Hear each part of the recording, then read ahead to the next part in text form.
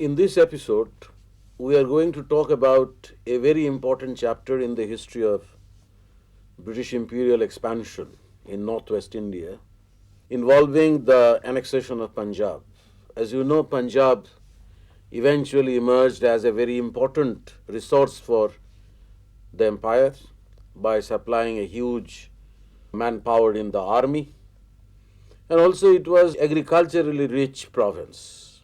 But we are concerned today with the history of British occupation of Punjab in 1849, and we try to explain it in terms of the kind of sense of insecurity that the British felt as far as the northwestern frontier was concerned.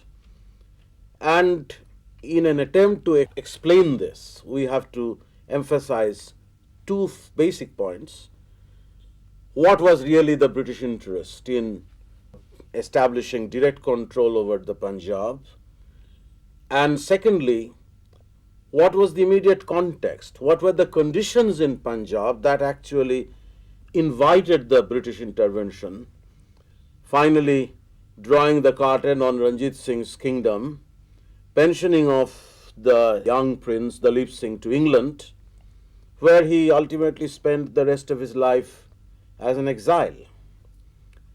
And our explanation also will concentrate on how the internal configuration in Punjab was a very important factor in creating the condition in which intervention by the British became possible. So these are basically the basic points concerning the history of this annexation.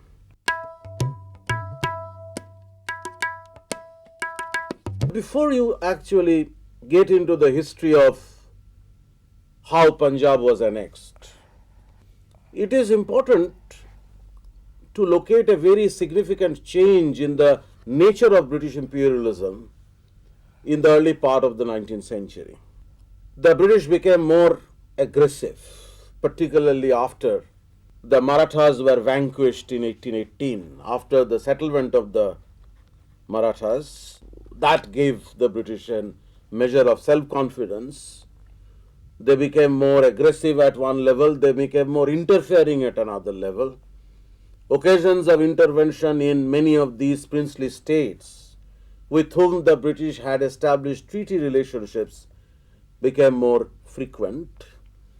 Threats of deposition began to hang over the heads of many of these princely rulers, and British rulers often claimed that they needed to replace these princely rulers in order to bring the inhabitants of these princely states under the more benevolent government of the British. They often had this habit of describing these princely rulers as examples, as vestiges of Oriental misgovernment. So this is certainly a very significant change in the imperial policy, in imperial attitudes. The kind of reticence or the kind of caution that early imperialism practiced was discarded in favor of a more aggressive policy. This particular trend climaxed in the 1840s. During 1848, as you know, when Governor General Dalhousie embarked on a systematic policy of annexation of the territories of many of the more prominent princely states, including Awadh. Awadh was annexed in 1856. So annexation of Punjab forms a very important chapter in this history of a new kind of imperialism that began to surface its head from the early part of the 19th century. One can trace the beginning from the time of Wellesley, of course, but as you know, Wellesley was actually discouraged by the authorities in London, and he was in fact recalled for being spendthrift, for the useless expenses that he had incurred in many of the Indian wars that Wellesley's establishment had fought. But from 1820s onwards, we can also see a change in the policy of the British authorities in London. They were now becoming more indulgent. They were now becoming more supportive. And in 1813 came a Governor General, Hastings of Moira, who spelt it out with a certain notion of paramountcy. Sir, what Yes? was this paramountcy and what was its implication? Oh, paramountcy is actually a claim of overlordship. The Hastings of Moira, who was the Governor General from 1813 onwards, and during his time, in fact, the interventionism was revived after a gap of a few years when the company's authorities in London had given a mandate for non-intervention. The paramountcy, as a theory, tried to establish the authority of the British Empire over these princely states. I mean, the princely states were tied in treaty relationship with the company, but the paramountcy tried to define a relationship by which the company was the superior, the company was the boss, and these princely states, whatever be their status, even if you have a large state like Hyderabad, the Hyderabad also had to accept the dictates of the company's authorities. This is actually the meaning of paramountcy. But in the long run, as you can see, paramountcy also involved these occasions for more direct intervention by the British, to the extent or to the point of the government of the princely states being directly taken over by the British authorities. So you can see a change also. If paramountcy implied the superior position of the company vis-a-vis the princely states, the paramountcy also implied in the long run a shift towards a position where the company would become so interfering that the existence of these princely states would also be threatened. So this is the reason why I would argue that annexation of Punjab has to be located, has to be situated in this larger historical backdrop of a new kind of imperialism which was becoming more aggressive, more interfering, more conscious about the security of the empire. Now, this particular aspect of the security of the empire actually brings us face to face with a situation in Punjab after the collapse of Ranjit Singh's kingdom.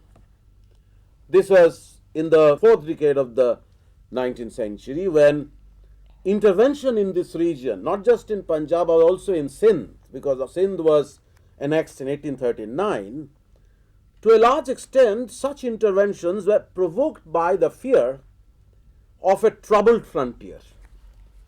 Because once Ranjit Singh's kingdom collapsed, instability became rampant.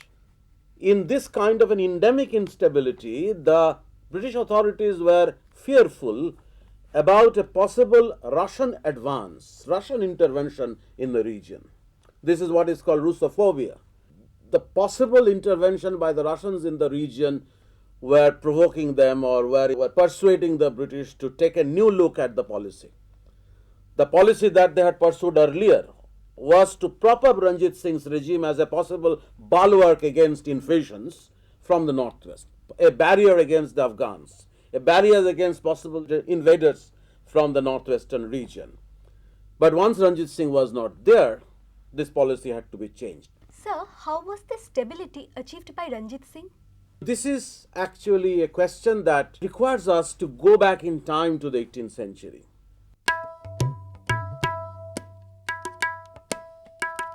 The situation in Punjab in the 18th century, which became extremely troubled as a consequence of the decline of the Mughal Empire.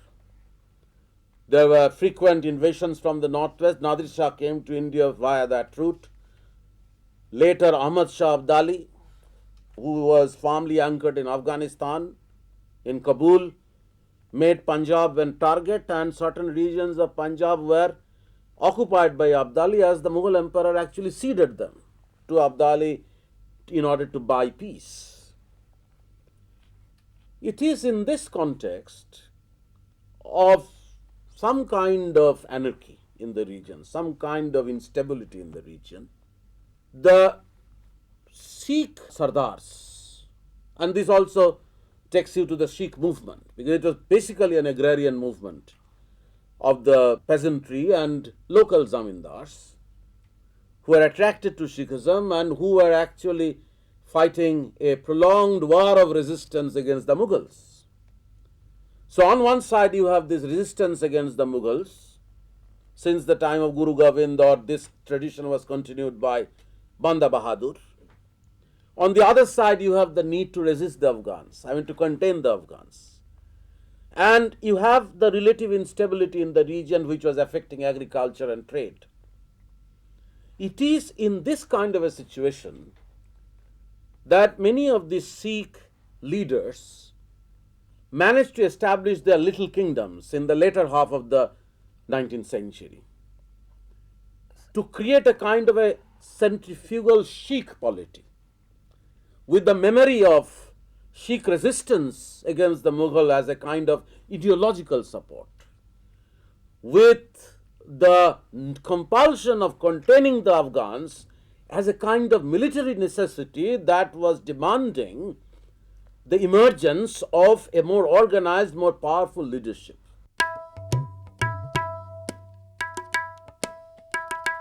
In order to understand the conditions in which the emergence of Ranjit Singh as a powerful Sikh leader was possible, you have to look at the later half of the 18th century when many of the local Sikh Sardars were setting up their own little kingdoms in the agrarian regions of Punjab, in the Doabs. There were many Doabs. You have Bari Doab, Jalandhar Doab, Rachna Doab, Sindh Sagar Doab. This entire region is crisscrossed by these many rivers, 5 rivers. In that troubled condition, these Sikh Sardars, locally powerful bosses, or locally powerful leaders, created certain institutions. For example, you have this institution of Rakhi, whereby they promised protection for a certain amount of revenue, for a certain amount of resource that the peasants were obliged to offer them in return for protection. And those who were capable of offering such protection were able to creating missiles, local military communities, or a community which was held together by a common allegiance to the community which had been bonded by the Sikh Panth since the time of Guru Gobind.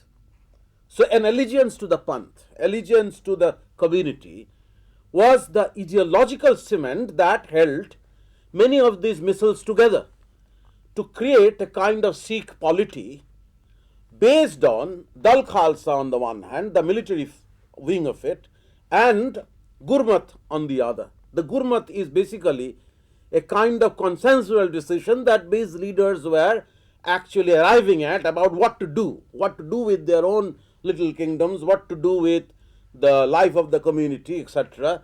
And such decisions were usually taken at Amritsar, but one could perhaps arrive at this kind of a consensual decision or Gurmat even in a battlefield. The idea was that in order to bind this community together, as it was trying to fight out its existence with different kinds of enemies in the region, it was important to sanctify all the decisions that the community leaders were taking with reference to the Guru. So these are some of the institutions, some of the ideas which lent a measure of stability, attempts by the Sikh leaders to create a stable order. As you come to the question of how Ranjit Singh emerged as a powerful Sikh leader, you have to consider this old point of containment of an enemy. And in this particular case, we have Zaman Shah from Kabul. Zaman Shah was a successor of Abdali, and Zaman Shah was actually was looking at this alluvial, fertile region, which demanded a certain kind of resistance by the Sikhs, who had already become very powerful in the Doabs as leaders of the missiles. So it was this necessity that eventually made for the rise of Ranjit Singh, a member of the Sukarchakia missile, as the leading Sikh leader. So then what was the source of the strength for Ranjit Singh? The main source of strength for Ranjit Singh was his army. The army which was modelled on European East India Company's army. The cavalry was well organized. It was officered and trained by Europeans. You have this system of vassalage that Ranjit Singh introduced, that all these great chiefs in other places became his vassals. But as you know, vassalage was only a step towards final subjugation of these Sikh leaders by Ranjit Singh.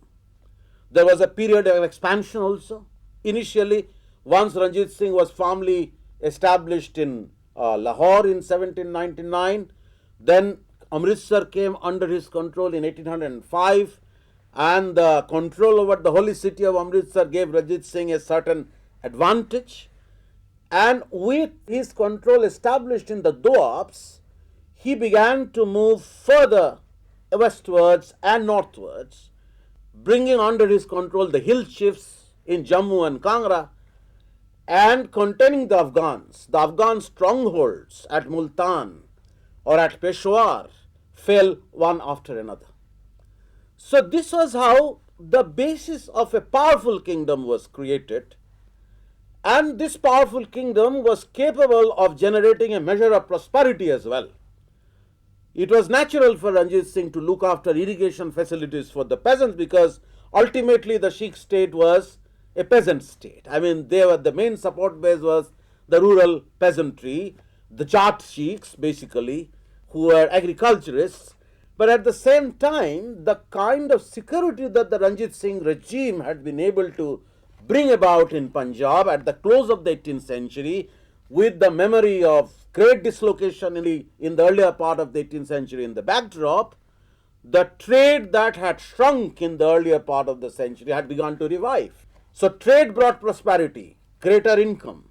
Artisanal industry began to flourish. Lahore once again became an important center of artisanal production. So it was not just a kind of a military state that Ranjit Singh was able to create. This military state could draw on huge economic resources as well, resources generated by agriculture, by the revival of trade, by revival of handicrafts. And that, I think, gave Ranjit Singh the kind of power that he was able to wield over the entire region, the kind of power with which he was able to pacify the other Sikh chiefs, keep them under his control, gradually expanding the territory, bringing them under a network of vassalage before they became parts of directly ruled territories. The stable political order, however, didn't have a long life after Ranjit Singh's death. In June 1839, he died, and his death was followed by the usual factional and family rivalries. And that situation of relative instability made for an important change in British policy, a departure from the position that the British had taken in 1809 in the Treaty of Amritsar.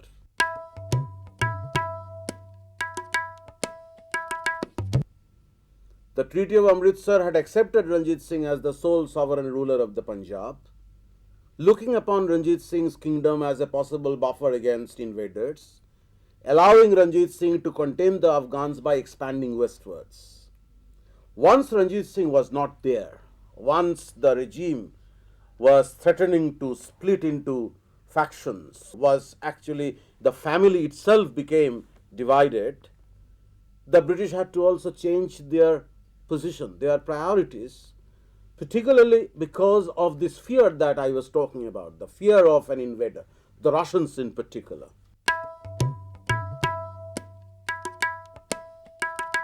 Situation after 1839 was very troublesome. Kharak Singh was the nominee. Kharak Singh, one of Ranjit Singh's sons, became the ruler.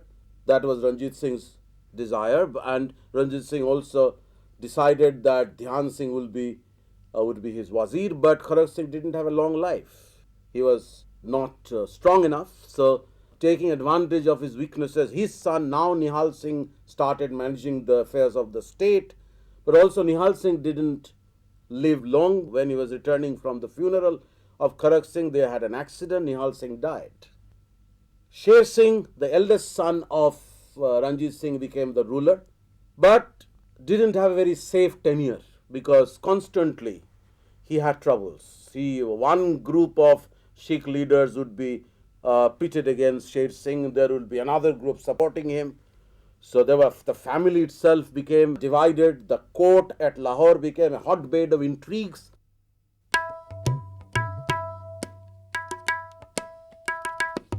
Chand Kaur, the mother of Nihal Singh, actually became an enemy of Sher Singh and was claiming that she should function as a regent till Nihal Singh's widow gave birth to a posthumous child. And now it was the turn of Nihal Singh to ensure the forced abortion of that child, and Chand Kaur died under mysterious circumstances and he got implicated in this. So all this is indicative of how the polity that Ranjit Singh had been able to create, how the stable political order that Ranjit Singh had been able to create was fragmenting, was splitting up. The family group was splitting up. The aristocrats, the Sikh leaders were becoming divided, one group supporting one claimant for throne, another group another claimant for throne. So this was the situation which was actually presaging, which was actually facilitating, calling for a change in British policy.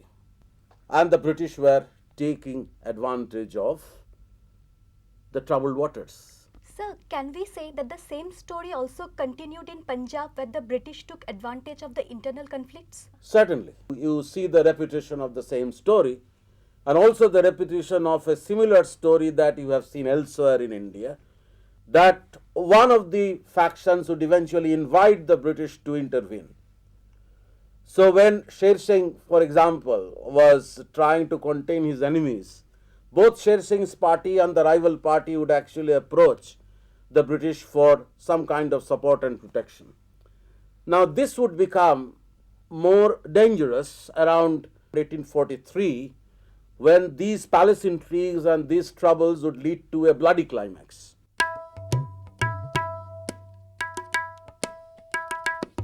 Sher Singh was killed by one of the groups known as the Sandhanwalia family group, which was pitted against Sher Singh. Sher Singh had already earlier taken over their Jagir. Only at the intervention of the British some kind of settlement was reached, but the Sandhanwalias didn't actually favor him.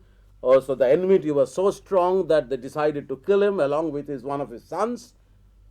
And at that hour, an infant son of Ranjit Singh named Dilip Singh became the ruler with the support of one of these groups. And the situation became so volatile that the Council of Regency, which was headed by Rani Jindan, in fact carried on secret negotiations with the British for providing Dilip Singh with a protective cover. So that was the occasion when the intervention eventually took place, around 1845-46. There was a premeditated war. The British mobilized their army on the other side of Satluj. The Sikh army became somewhat independent of the control of the palace or of the control of the rulers. The Sikh army became excited by the presence of the British on the other side of the Satluj. The Sikh army crossed the river. The British intervened. Wars were fought. Eventually, the Sikh army lost out. A treaty was signed in March 1846, which accepted Jindan's Council of Regency. But Jindan eventually learnt the hard way how treacherous the British were as friends.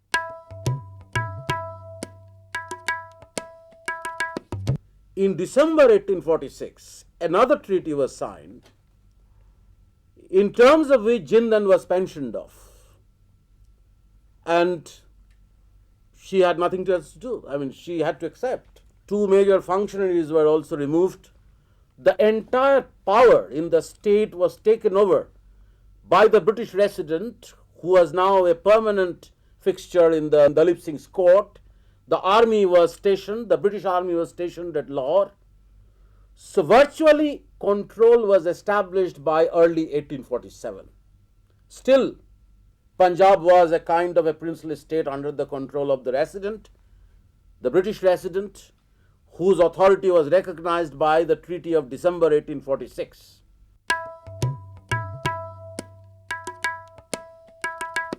Between this position and annexation in 1849, it was a small step.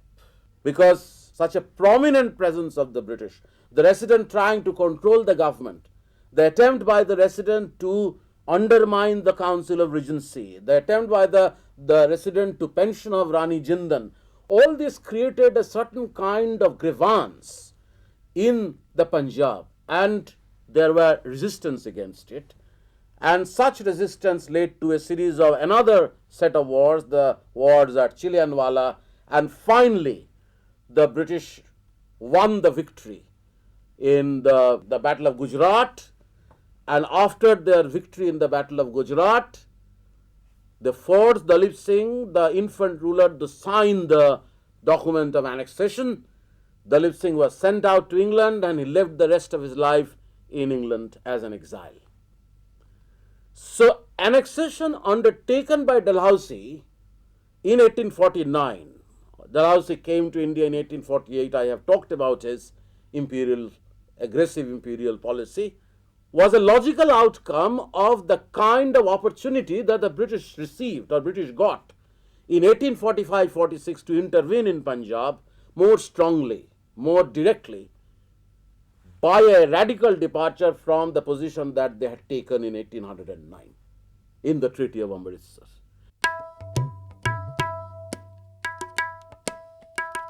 So, by way of recapitulating some of the points that we have made in the course of this discussion, we have made the point that the annexation of Punjab in 1849 has to be located in the larger backdrop in a new kind of imperial policy that you see from 1820s onwards.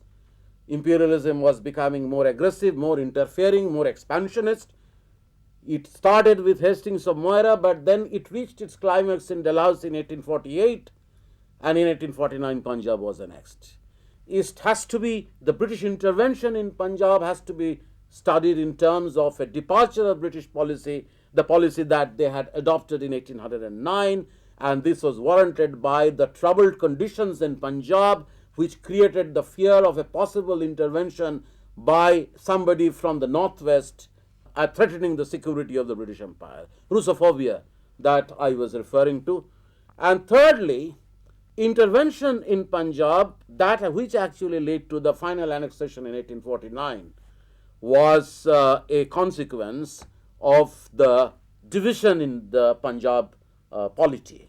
The rival groups of aristocrats competing for power, the rival family groups looking for the throne, all these rival groups were actually trying to forge connections with the British for their protection, and that gave the opportunity to the British to make their presence felt in the Punjab by stationing the resident, by stationing the army, by making the resident all powerful in 1845-46, even before the annexation had taken place.